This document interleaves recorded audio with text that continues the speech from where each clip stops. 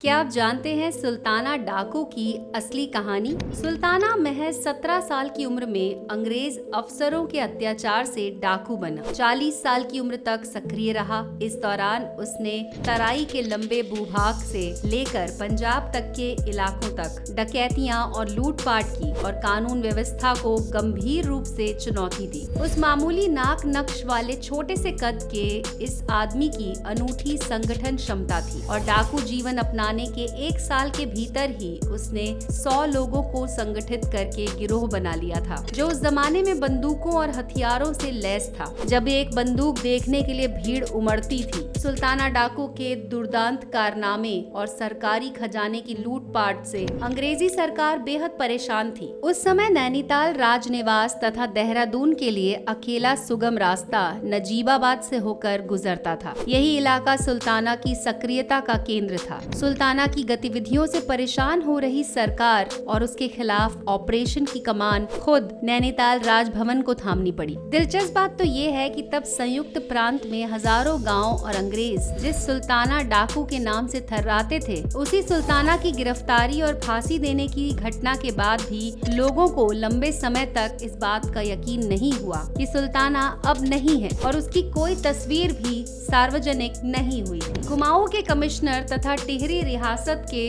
राजनीतिक प्रतिनिधि पर्सी बिंडहेम के विशेष अनुरोध पर अंग्रेजी सरकार ने सुल्ताना डाकू गिरोह के सफाई के लिए जाने माने अंग्रेज पुलिस अधिकारी फ्रेंडी यंग की सेवाएं हासिल की। यंग की मदद के लिए भारी संख्या में खुफिया अमले की तैनाती के साथ 300 चुनिंदा सिपाहियों को शामिल कर विशेष डकैती दल बनाया गया था। भारत में इस तरह किसी डाकू गिरोह से निपटने के लिए ये पहली घटना थी। इस बल में आधुनिक हथियारों से लैस 50 चुनिंदा घुड़सवारों का दस्ता अलग से था। रामनगर से लेकर नजीबाबाद तक यंग ने अपने जासूसों का लंबा तंत्र बनाया तथा जंगल ठेकेदारों से लेकर बहुत से लोगों की सेवाएं सुल्ताना को पकड़ने के लिए ली गयी। यहाँ तक कि सुल्ताना डाकू के गिरोह के भी कुछ लोग अपने जीवन की रक्षा के लिए इसी लालच में सुल्ताना डाकू को पकड़ने के अभियान में लग गए। सुल्ताना अपने जमाने का इतना लोकप्रिय डाकू बन गया कि आम लोगों ने उसे हीरो और कथा कहानियों का नायक बना दिया। उस पर लोकगीत लिखे गए और जब उसकी मौत हुई तो भी लोगों ने उसे मरने नहीं दिया। संयोग से सुल्ताना डाकू की सक्रियता का काल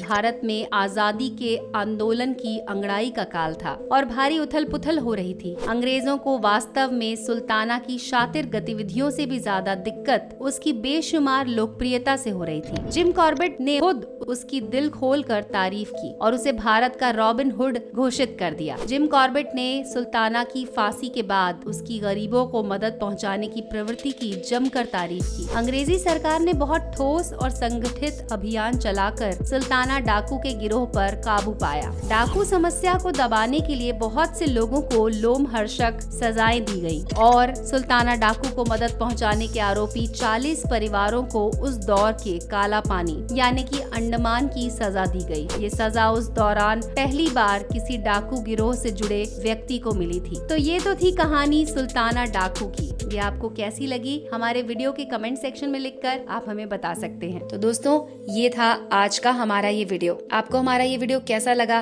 वीडियो के कमेंट सेक्शन में लिखकर हमें जरूर बताएं।